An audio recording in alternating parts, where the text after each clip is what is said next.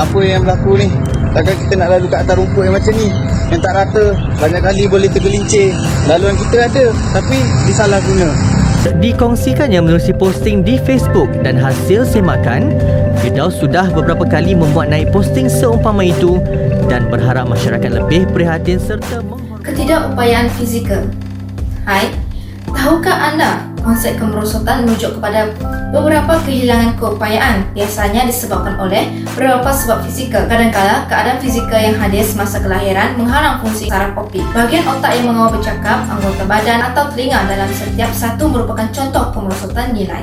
Hilang upaya merujuk kepada kehilangan fungsi yang mengiringi kemerosotan. Walau bagaimanapun, kecacatan merujuk kepada keadaan fizikal. Ketidakupayaan menggambarkan kesan kehilangan itu ke atas aktiviti seseorang yang terjejas. Misalnya seperti melihat persekitaran sekeliling, bercakap menggunakan anggota badan, mengekalkan hubungan sosial dan sebagainya. Istilah cacat sering digunakan untuk merujuk kepada had ke atas aktiviti normal penjagaan diri dan mobiliti yang terhasil daripada beberapa kecacatan menurut Thomas pada tahun 1982. Oleh itu, keadaan fizikal menentukan kemerosotan, manakala ketidakupayaan dan kecacatan mewakili akibat sosial dan tingkah laku daripada kemerosotan tersebut, termasuk ketidakupayaan seseorang untuk memenuhi antara lain tanggungjawab dan kewajipan sosial. Dalam dunia yang serba canggih ini, kita masih lagi berkongsi kehidupan kita bersama orang kurang upaya, di mana kita tidak dapat lari daripada berinteraksi bersama golongan ini sama ada secara langsung atau tidak langsung. Namun, masih lagi terdapat golongan yang memandang rendah serta memberi layanan yang buruk, seolah-olah golongan OKU ini tidak layak diberi layanan yang baik dan saksama. Layanan yang buruk mereka terima boleh menyebabkan emosi mereka terganggu dan akan memberi impak yang negatif kepada mereka. Hal ini telah bertentangan dengan ajaran yang diajar oleh setiap penganut agama yang mengajukan kita untuk memberi layanan yang baik kepada sesama makhluk. Masyarakat yang mempunyai pandangan yang stereotip akan menyebabkan golongan kurang upaya didiskriminasikan. Hal ini kerana masyarakat telah menetapkan konsep bahawa golongan kurang upaya adalah sebagai devian atau penyimpang kerana rupa kecacatan yang dialami oleh mereka mencerminkan tentang tingkah laku mereka dan menyebabkan mereka ditolak oleh masyarakat kerana rupa mereka telah melanggar norma penampilan sebagai seorang manusia yang normal.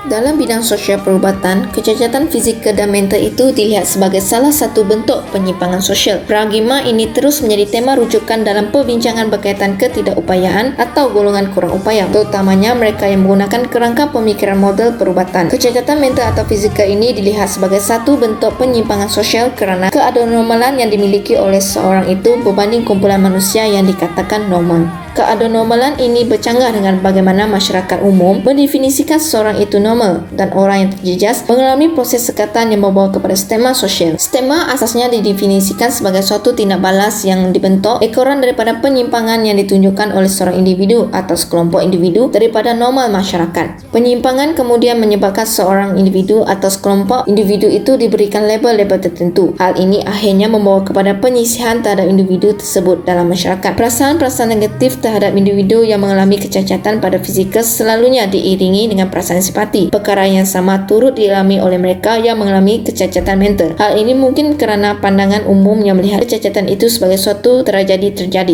Dalam keadaan ini, golongan kurang upaya kebiasaannya menerima dua bentuk perspektif daripada masyarakat, iaitu negatif dan positif. Oleh hal demikian, orang kurang upaya menyesuaikan diri dengan ketidakupayaan mereka melalui peringkat perkembangan yang serupa dengan teori Kubler-Ross, iaitu pada tahun 1969 untuk penyesuaian kepada kematian, di mana memberi kesan kepada mereka.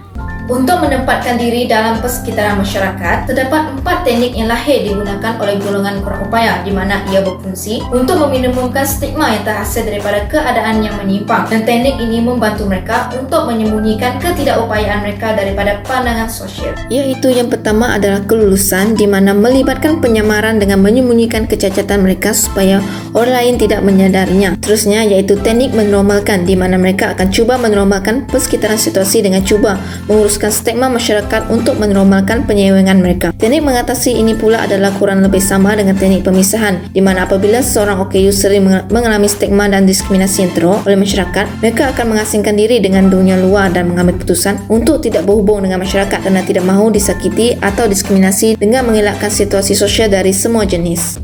Oleh itu, ahli profesional dan agensi seperti doktor, konselor, ahli terapi fizikal dan pekerja sosial memberikan input yang sangat penting untuk membantu orang kurang upaya dalam menentukan konsep kendiri mereka dan membantu mereka untuk membina keyakinan yang lebih baik. Interaksi dengan kumpulan profesional menentukan aspek kritikal status, peranan masa depan dan konsep kendiri orang kurang payah dan memberi peluang pemilihan ejen tertentu di mana memberi pengaruh penting pada kejayaan seorang itu. Oleh itu, banyak agensi pemulihan dan organisasi lain memberikan sumbangan yang besar kepada usaha masyarakat untuk mencegah, merawat dan mengawal ketidakupayaan mereka dan kepada klien mereka. Kerana melalui bantuan profesional ini, orang kurang upaya akan dapat mengenali kelemahan dalam interaksi mereka melalui bantuan profesional rawatan agar mereka mampu menghadapi masyarakat dan ketidakupayaan mereka.